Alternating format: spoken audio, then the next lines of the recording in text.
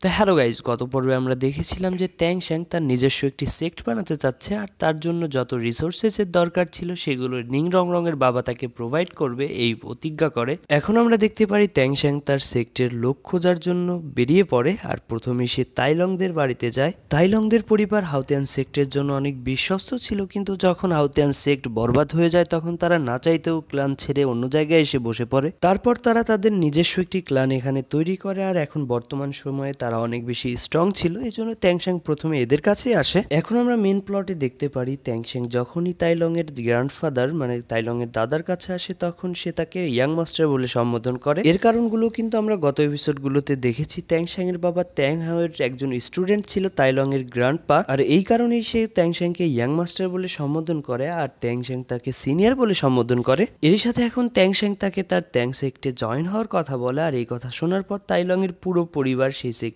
Join হওয়ার জন্য রাজি হয়ে যায়। এরপর তাদের মধ্যে আরো কিছু কথাবার্তা হয়। তারপর ট্যাং শ্যাং এই কথায় কথায় জানতে পারে যে তারা বাকি যত সব ক্লানের লিডার আছে তাদের সঙ্গে কালকে সকালে দেখা করতে যাবে। তাইলং এর দাদাকে এখন থেকে আমরা দাদা বলেই ডাকবো। এখানে আমরা আরো একটা কথা জানতে পারি, দাদা কালকে যাদের সাথে দেখা করতে যাচ্ছে তারা আগে ট্যাং শ্যাং এর যে বাবার সেক্ট ছিল সেই সেক্টেরই কোনো এক মেম্বার ছিল। ট্যাং হাউদের যে সেক্ট ছিল সেই সেক্টের মধ্যে 4টি অ্যাক্টিভিশনের লোক ছিল: spirit clan, breaking clan, stance clan আর হচ্ছে ডিফেন্স ক্লান। এই 4 অ্যাট্রিবিউটের লোক আগে ক্লিয়ার স্কাই হ্যামারের যে সেক্ট ছিল সেই সেক্টের মধ্যেই বিলং করতো। ট্যাং শ্যাংদের বাবার যে সেক্ট ছিল সেটি যখন ধ্বংস হয়ে যায় তখন তারা 4জন 4টি ক্লান বানিয়ে থাকতে শুরু করে। তার সাথে তারা এটা ডিসাইড করেছিল তারা প্রতি 2 বছর পর পর একদিন একসাথে দেখা করবে, আর সেই দেখা করার দিনটি হলো কাল। এরপর আমরা দেখতে পাই ট্যাং শ্যাং সিনিয়রকে বলে, সিনিয়র কালকে আমাদেরকে ওইখানে নিয়ে চলুন, কারণ আমি এই সবগুলো ক্লানকে এক করে মার্শাল সোল হলের বিরুদ্ধে যুদ্ধ ঘোষণা করব। পরবর্তীতে যখন আমাদের মধ্যে লড়াই হবে তখন এরা আমার অনেক কাজে আসবে। এরপর আমরা দেখতে পারি মোটু,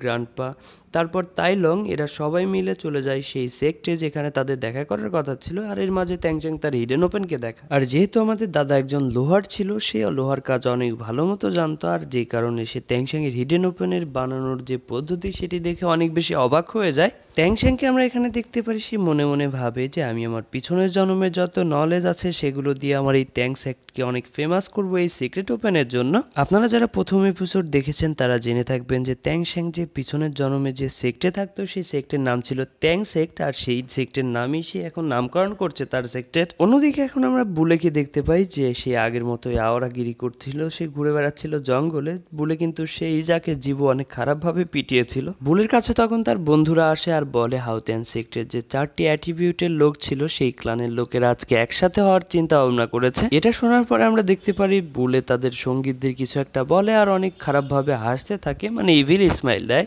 ওইখানেই এখন অন্যদিকে আমরা দেখতে পারি ট্যাং শ্যাং আর বাকি সবাই এক জায়গায় বসেছিল, আর সে সেইখান থেকে সেই দাদাকে একটা ব্লু প্রিন্ট দেয় যেটি ছিল একটি সিক্রেট ওপেনের অনেক ভয়ানক একটি স্কিল। দাদাকে এটি দিয়ে বলে, সিনিয়র আমরা এটিকে এরপর থেকে ম্যানুফ্যাকচারিং করার চিন্তা ভাবনা করেছি। আপনাদেরকে আগে থেকেই জানিয়ে দিই ট্যাং শ্যাং এই সিক্রেট ওপেন আগে কখনোই বানায়নি, কারণ এটির জন্য অনেক বেশি রিসোর্সের দরকার ছিল, কিন্তু সেটি ট্যাং শ্যাং এর কাছে ছিল না। আপনাদেরকে আগে থেকেই জানিয়ে দিই ট্যাং শ্যাং এই হিডেন ওপেন আগে কখনোই বানায়নি, কারণ তার কাছে এতটা রিসোর্সেস ছিল না যে সে সেটিকে বানাতে পারে।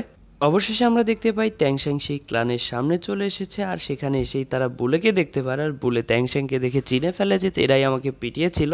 বুলে এখন ভাবছিল সে তার পুরনো মায়ের বদলা নেবে, আর সেই জন্য সে সামনে এসে বলে আমি তোমাদেরকে মেরে ফেলবো। আর এই কথা শোনার পর ট্যাং শ্যাং যেতে চায়, কিন্তু মোটু তাকে বলে আমি একাই পারবো। মোটু তো সেই প্রথমের মোটু আর নেই যে মার খেয়ে পড়ে থাকবে, সে তাকে ধুয়ে ফেলে, তিনজনকে খুব খারাপভাবে মারে।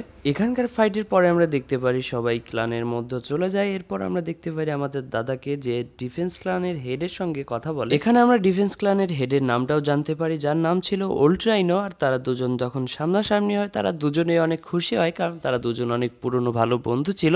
এরা দুজন সবাই গল্প সল্প করতে করতে এখন তারা ভেতরের দিকে যায়। এরপর যখন ওল্ড রাইনো ট্যাং শ্যাং এর পরিচয় জানতে চায় তখন দাদা বলে এ হলো ট্যাং হাওয়ের ছেলে ট্যাং শ্যান। এটি শোনার সাথে সাথে ওল্ড রাইনো অনেক বেশি রেগে যায়। এর কারণ হলো তাদের যে পুরনো সেক্ট ছিল সেটি ট্যাং হাওয়ের জন্যই ধ্বংস হয়ে গেছিল।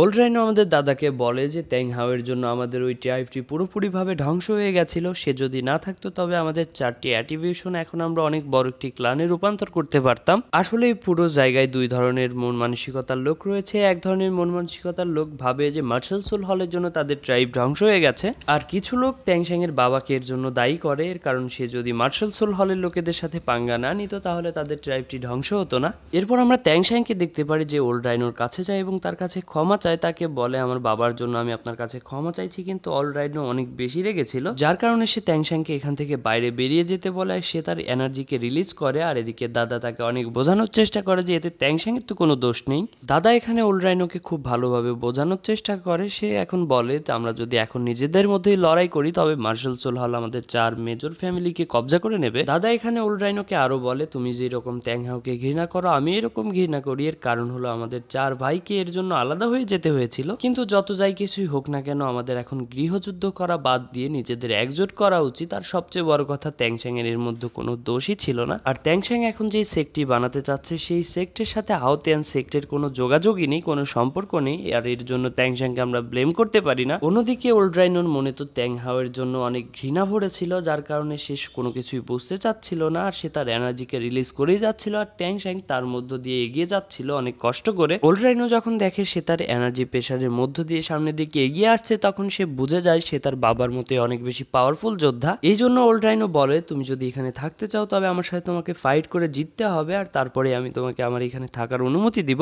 আর এই কথা শুনে ট্যাং শ্যাং রাজি হয়ে যায়। এরই সাথে ওল্ড রাইনো আরো বলে আমি শুধুমাত্র আমার হাফ পাওয়ারের ইউজ করব, আর এটা শুনে ট্যাং শ্যাং আরো খুশি হয়। এরপর তারা বাইরে চলে আসে ফাইট করার জন্য, চারিদিকে আগুন লাগিয়ে দেওয়া হয়। আমাদের দাদা এখানে ফাইটের নিয়ম বলে দেয়, বলে যে ট্যাং শ্যাংকে ওল্ড রাইনোকে এই আগুনের রিং থেকে বাইরে বের করে দিতে হবে, আর এর মধ্যে সে তার মার্শাল সোলের ইউজ করতে পারবে না, শুধুমাত্র মার্শাল আর্টের ইউজ করতে পারবে। আর এখানে রুলসের মধ্যে এটাও পড়ে যে যে জিতে যাবে তার কথা সবাইকে এখানে শুনতে হবে, আর এটা শোনার পরে ফাইট এখানে স্টার্ট হয়ে যায়। অন্যদিকে আমাদের দাদা ফাইট শুরু হওয়ার সাথে সাথে একটি আগরবাতি জ্বালিয়ে দেয়, আর এই আগরবাতি জ্বলা পর্যন্ত তাদেরকে ফাইট করতে হবে, আর এর মধ্যে ডিসাইড করতে হবে কে হারলো আর কে জিতলো। অন্যদিকে আমরা ওল্ড রাইনোকে দেখতে পারি যে তার এনার্জিকে রিলিজ করে। ওল্ড রাইনোর এনার্জির কারণে পুরো মহল এখানে কেঁপে ওঠে, আর এখানে আমরা এটাও জানতে পারি ওল্ড রাইনোর মূল পাওয়ারটাই হলো ডিফেন্স পাওয়ার, সে বড় বড় অ্যাটাক অনেক ভালোভাবে নিজের উপর সয়ে নিতে পারে। অন্যদিকে মোটু আর তাইলং অনেক চিন্তা করে, এর কারণ হলো ট্যাং শ্যাং এমন একটা চ্যালেঞ্জের মুখোমুখি হয়েছে যার মধ্যে তার জেতাটা প্রায় অসম্ভব, কারণ তো ওল্ড রাইনোর স্পেশাল পাওয়ারটাই হলো ডিফেন্স পাওয়ার, আর এই জন্য তারা অনেক বেশি চিন্তা করছিল। এর সাথে এখানে ফাইট শুরু হয়ে যায়, ট্যাং শ্যাং ওল্ড রাইনোর উপর অ্যাটাক করে, কিন্তু এই অ্যাটাকে ওল্ড রাইনোর কিছুই হয় না। তারপর আমরা দেখতে পারি ট্যাং শ্যাং তার গড কিলার ডোমেনকে অ্যাক্টিভেট করে তার উপর অ্যাটাক করে, আর যার কারণে সে প্রায় রিং এর বাইরেই চলে যাচ্ছিল, কিন্তু একটুর জন্য ওল্ড রাইনো ভিতরে থেকে যায়। আর এই অ্যাটাকটা খাওয়ার পরে ওল্ড রাইনো এটা বুঝে যায় যে ট্যাং শ্যাংকে তার হালকাভাবে নিলে চলবে না, আর এই জন্য সে তার এনার্জিকে রিলিজ করে আর ট্যাং শ্যাং এর উপর অ্যাটাক করে দেয়। সে তার ফুল পাওয়ারে চলে আসে, ট্যাং শ্যাং এর উপর জবরদস্ত একটা পাঞ্চ মেরে দেয়, আর যার কারণে ট্যাং শ্যাং ছিটকে দূরে গিয়ে পড়তে থাকে। আর এরই সাথে আজকের এপিসোড এখানেই শেষ হয়ে যায়। তো গাইস, যদি ভিডিওটি ভালো লেগে থাকে তবে অবশ্যই একটি লাইক করবেন, চ্যানেলটিকে সাবস্ক্রাইব করে আমাদের পাশেই থাকবেন। দেখা হচ্ছে নেক্সট এপিসোডে, ততক্ষণ